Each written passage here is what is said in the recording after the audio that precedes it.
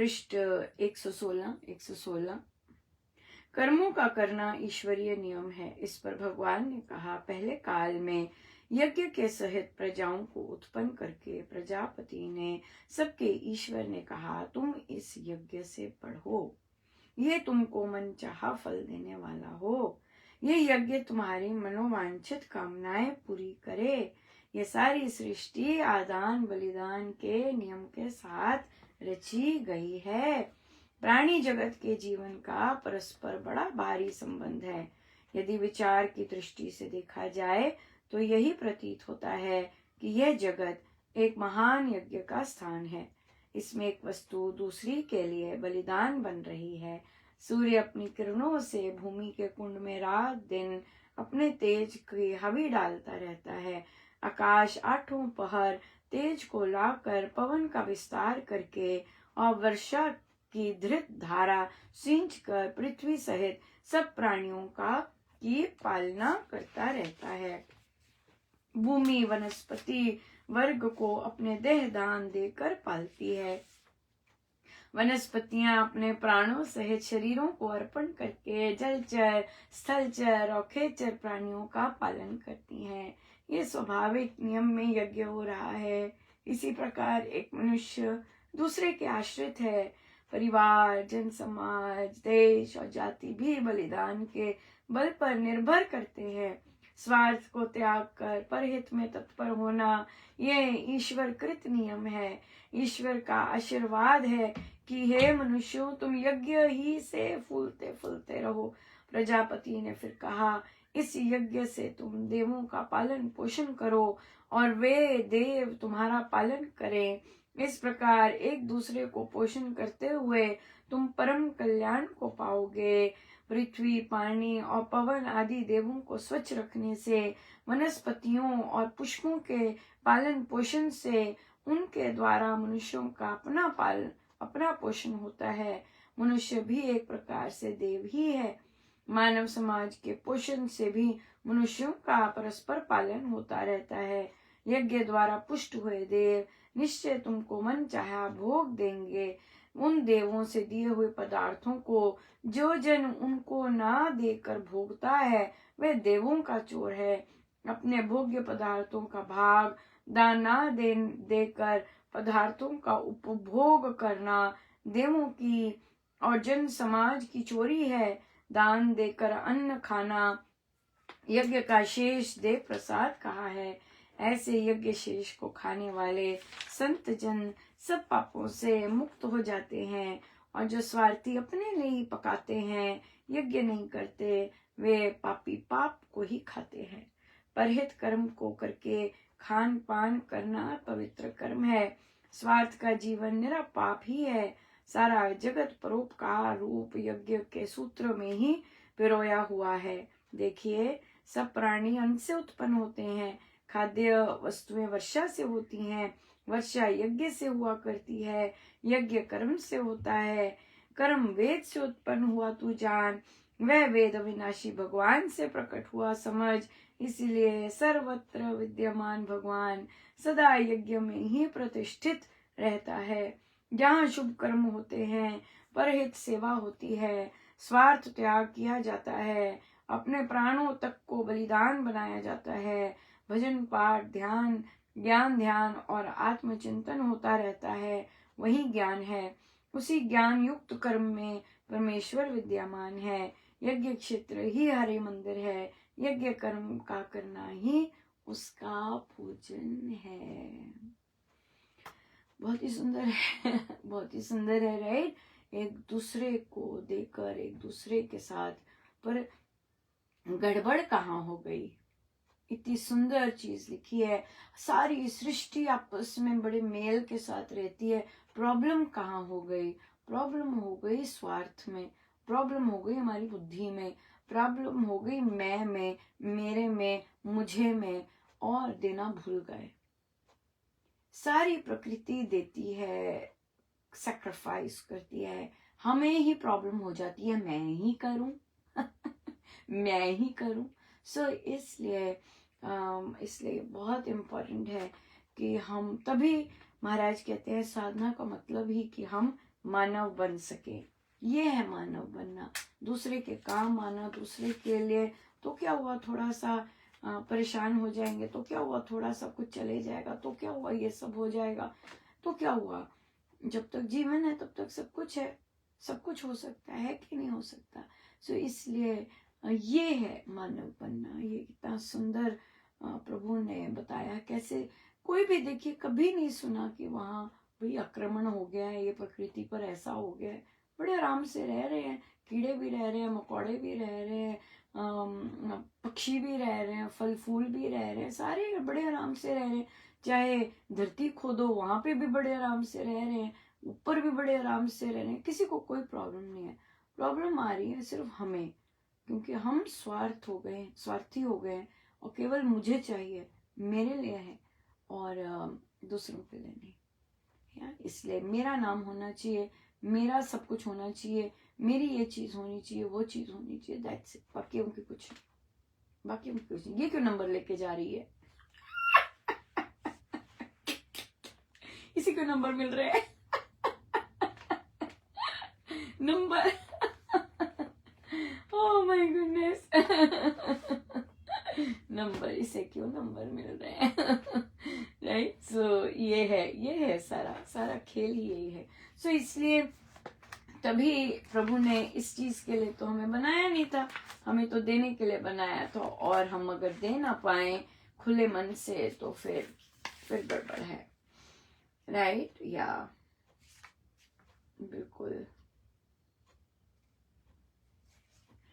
सो हमारा प्रश्न आया कि बहुत सुंदर सुंदर अनुभव साधक लोग अपने सिखा रहे, बता रहे, शेयर कर रहे थे आज जप योग में। और अभी भी कई साधक सत्संग नहीं जा रहे हैं अपने, और घर में परिवार में कुछ ढीला हो जाता है, सत्संग बंद कर देते हैं, इंतजार करते हैं वो चलेगा तो हम चलेंगे सत्संग। पता नहीं क्यों ये नहीं आता, ये चीज नहीं आती। बहुत सुंदर एक साधिका जी बता रहे थे कि कब करेंगे, बहुत सुंदर कह रहे थे।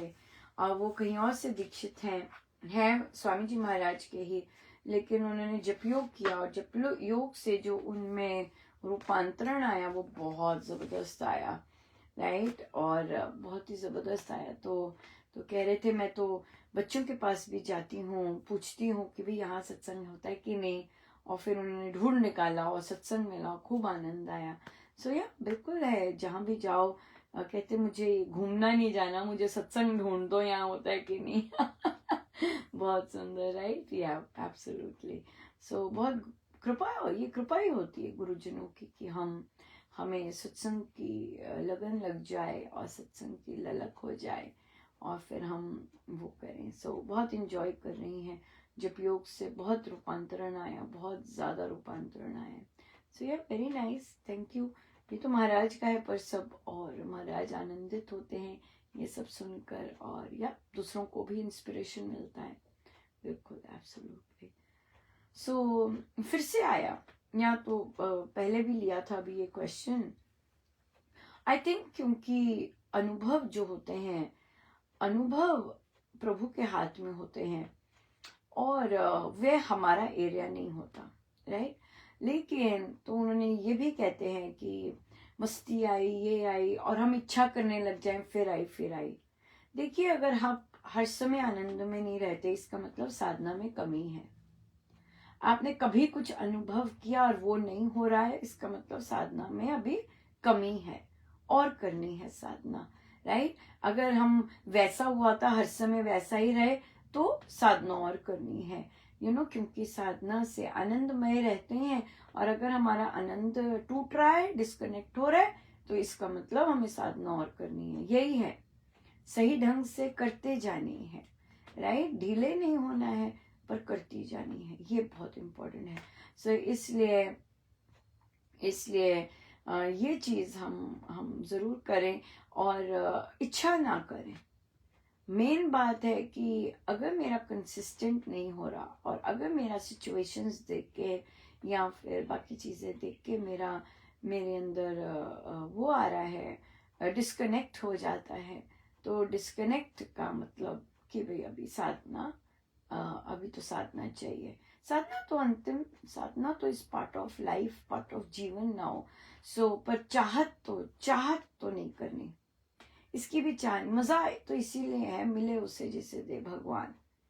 मतलब प्रभु की अगर वो वैसी अनुभूति दे भी रहे, क्योंकि वो अनुभव हमारे हाथ में ही नहीं है ना। हमारा काम तो अभ्यास करना है, मेहनत करना है। और अगर मैं देख रही हूँ कि मेरा अठो याम नहीं हो रहा, या मेरे सपने में राम नाम नहीं आया, या मेरा डिस्कनेक्ट हो गया, तो इसका मतलब है करते जाओ साधना। अभी वैसा नहीं हुआ है, अभी कभी कभी चमकारे पड़ते हैं, अभी हर समय मजे नहीं आते, हर समय मस्ती नहीं आती, कभी भी बटन ऑन कर दो और मस्ती आ रही, वैसे नहीं होता अभी। इसका मतलब साधना में कमी है, साधना में कमी है। इच्छाएं नहीं करनी शुरू कर देनी कि भाई ये दिखे, वैसी मस्ती आए, वैसा ये हो, नहीं। अपना कंसिस्टेंटली साधना करते जाएं, और फिर देने वाले प्रभु है।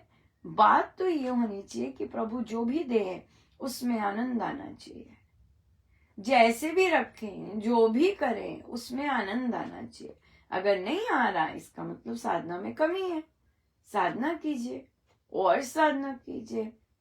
और देखिए, अगर बड़े हो गए हैं और अगर कोई साधना के लिए कहता है, गुस्से नहीं होना है।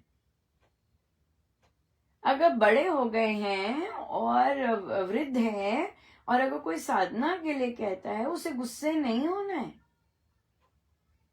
गुस्से नहीं होना उससे। जाप करना है, जाप बढ़ाना है। अगर माला नहीं कर पा रहे तो इसका मतलब कुछ ज्यादा गड़बड़ है, ज्यादा माला करनी है। अगर हर समय प्रभु में नहीं रहा जा रहा, बाकी चीजें देखने लग जाते हैं, जाप बढ़ाना है, राइट। तो बुरा नहीं मानना होता कि अगर बड़े हो गए हैं और बोला जा रहा है कि जाप करो, भाई जाप करो, है ना। ग्वालियर के जो मूलचंद जी अब नहीं रहे, हाँ, इतने पुराने साधक, लेकिन देखिए अपने अंतिम दिनों में किस तरह के डिसीजंस लिए, है ना। हमें नहीं पता होता कब, इतने वर्ष कुछ नहीं किया, ऐसे अच्छा रहा, 90 वर्ष से भी ऊपर वो, लेकिन अपने अंतिम वर्षों में गड़बड़ कर दी, है ना। कितना कुछ फेस करना पड़ा, कितना कुछ वो हुआ। तो इसलिए कुछ पता नहीं होता, हमारी बुद्धि अंतिम क्षणों में कहाँ चले जाए। इसलिए अगर कोई कह रहा है, अरे भाई जाप करो, ये सब छोड़ो, जाप करो, तो मान लेना चाहिए, है ना। मान लेना चाहिए, जितने ग्रंथ पाठ हो, पाठ करें, जाप करें, ताकि वो अंत समय सही जाए। अंतिम जितने भी, हमें तो ना पता है कब है अंतिम, राइट। तो इसलिए हम इसलिए बुरा नहीं मानना होता अगर कोई छोटा भी कहता है जाप करो, और अगर आप बड़े हैं तो, है ना, क्योंकि हमें नहीं पता होता उन पलों का, उन क्षणों का। सो इसलिए हम करें ना, हम अपना जाप करें, नाम स्मरण करें, जाप करें, अच्छी क्वालिटी का जाप हो। अगर जाप के समय बाकी मेमोरीज आ रही हैं या और कुछ आ रहा है, बैठा नहीं जाता, तो जबरदस्ती जाप करना है, जबरदस्ती जाप करना है। अगर महाराज बोल रहे हैं कि नहीं भी 20,000 का करके आओ, अरे भाई नहीं 10,000 का करके आओ, तो करके आना है, करना है, मेडिसिन है वो, राइट, मेडिसिन है, बिल्कुल मेडिसिन है। सो इसलिए राम मेरे सहायक हैं, राम मेरे, है ना, क्योंकि वही तुम्हारे देव है। हमारा काम जाप करना है बस, सब कुछ प्रभु संभाल लेते हैं, सब कुछ संभाल लेते हैं। जैसे कि एक साधिका जी ने कहा कि उनका मतलब ऑब्वियसली बहुत देर से कुछ नहीं चल रहा, और कुछ भी नहीं, मतलब काम भी नहीं बनते, और दूसरे भी अगर हेल्प करते हैं, उनके साथ बिजनेस करते हैं, उनका भी डूब जाता है। हाँ, प्रारब्ध ऐसे हैं, राइट, कुछ ना कुछ कर्म ऐसा ठोस किया हुआ है जो इस तरह होता है, पर फिर भी स्वामी जी ने कहा है जाप करो तो जाप करो, मेरा काम जाप करना है। जब इस लाइन पे अटूट विश्वास हो जाएगा कि मेरा काम जाप करना है, बाकी प्रभु संभालेंगे, बाकी प्रभु ने देखना है, बाकी स्वामी जी महाराज देखेंगे, मेरा काम जाप करना है। अगर ये चीज पल्ले नहीं बंधती, अगर ये चीज नहीं होती पक्की, तो फिर क्या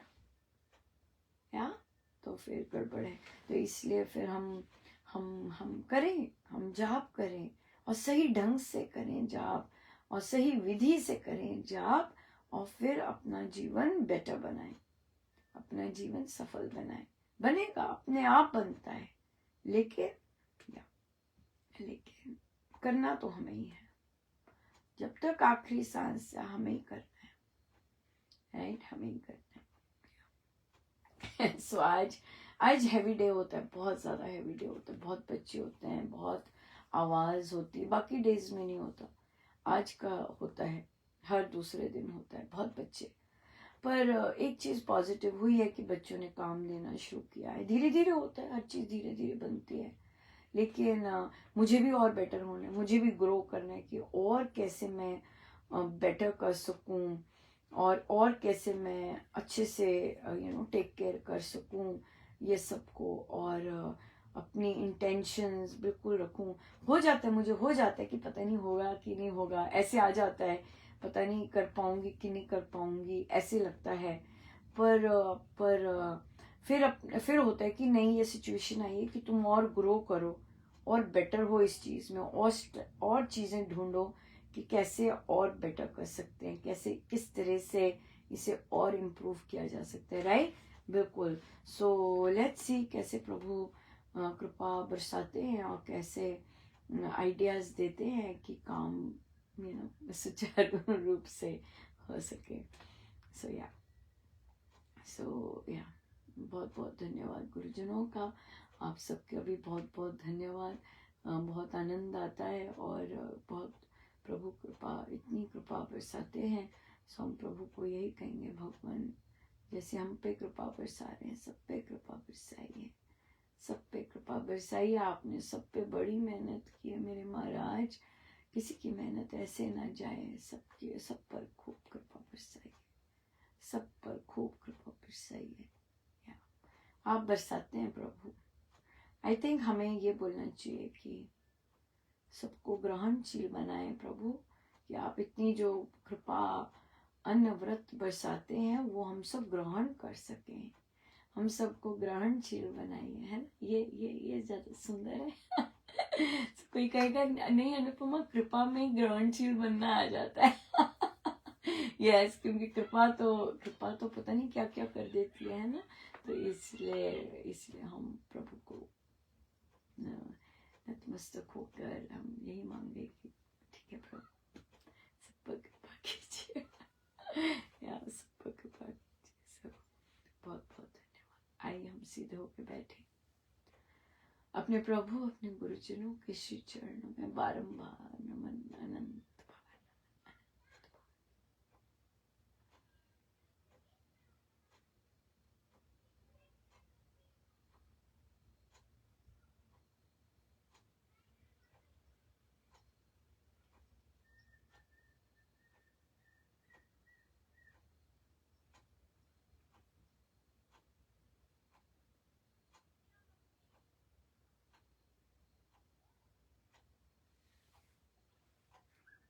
सब गुरुजनों का उनके श्री श्री चरणों में जय जय राम, जय जय राम, जय जय।